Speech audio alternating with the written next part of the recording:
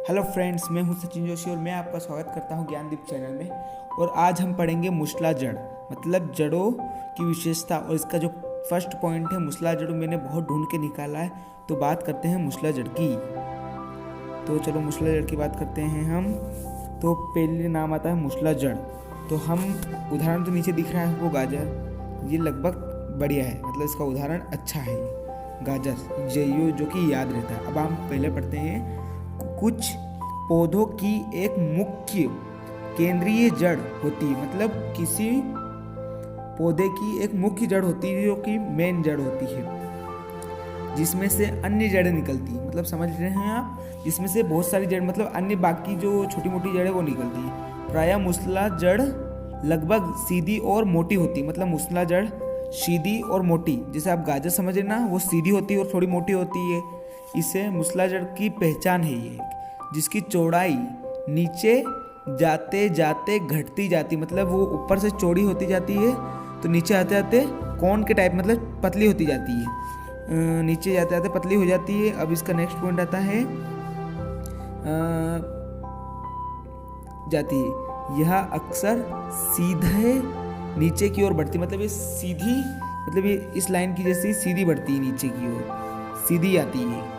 हाँ, और कुछ गाजर व चुकंदर जैसे पौधे में मूसला जड़ में पौधों उसमें आहार जमा करता है। मतलब ये बोल रहा है, आप इसको एक बार और पढ़िए, मैं पढ़ता हूँ, आप समझिए। कुछ गाजर व चुकंदर जैसे, मतलब गाजर की बात हो रही है और चुकंदर एक फल आता है उसकी बात हो रही है यहाँ पर। जैसे पौधों में मूसला जड़, मतलब उन पौधों के अंदर जो मूसला जड़ होती है, जड़ों के अंदर, मतलब जड़ों में पौधा उसमें आहार जमा करता है। मतलब उसका जो आहार, मतलब उसका भोजन है ना, वो जड़ों में जमा करता है। आप इसकी साफ भाषा में समझ सकते हैं कि वो अपनी जड़ों में अपना भोजन जमा करता है, जिससे मनुष्य व अन्य प्राणी उन्हें खोद कर खाते हैं। मतलब अपन गाजर को क्या करते हैं, खोद कर, जमीन के अंदर रहती है, उसे हम खोद कर खाते हैं। वही बता रहा है ये कि वो उनका जो आहार है उनकी जड़ों में रहता है और हम उनकी जड़ें ही खाते हैं। आप इसे समझ गए हैं। तो अब बात करते हैं अपन दूसरी जड़ की। अब हम बात करते हैं रेशेदार जड़ की। तो रेशेदार जड़ में क्या है, आप समझिए कि जब पौधे के आधार से या किसी अन्य हिस्से से, मतलब पौधे के आधार, मतलब जो जमीन का हिस्सा रहता है जिस पर वो टिका रहता है, जब पौधे के आधार से या किसी अन्य हिस्से से एक साथ एक जैसे आकार वाले जड़ निकलती है, मतलब एक जैसे आकार वाली निकलती है जड़, तो उन्हें रेशेदार जड़ तंत्र कहते हैं।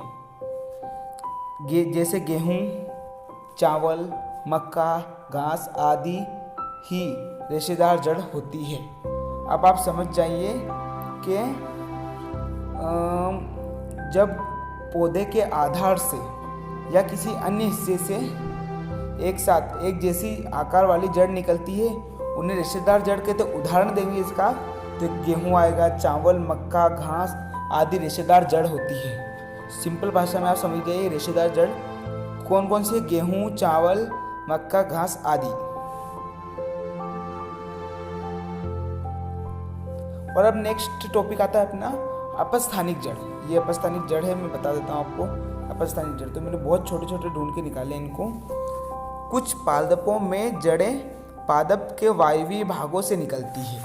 मतलब कुछ पादपों में, मतलब कुछ ऐसे पौधे होते हैं जिनमें जड़ें पादप के वायवीय भाग, मतलब वायवीय और अवायवीय अपन अभी नेक्स्ट वीडियो में देखेंगे, इसलिए पहले समझिए कि कुछ पादपों में जड़ें वायवीय भागों से विकसित होती है। मतलब उनके बाहरी जो, जिस तरह से वो सांस लेते हैं उस भाग से विकसित होती है।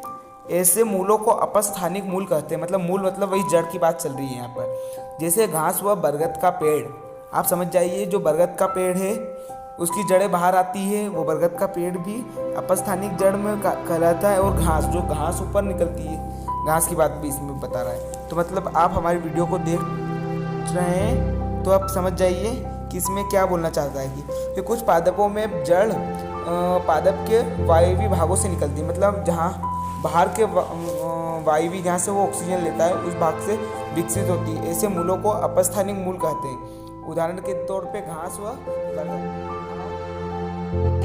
आप हमारे चैनल को लाइक करें, सब्सक्राइब करें और देखते रहिए ज्ञानदीप चैनल। धन्यवाद।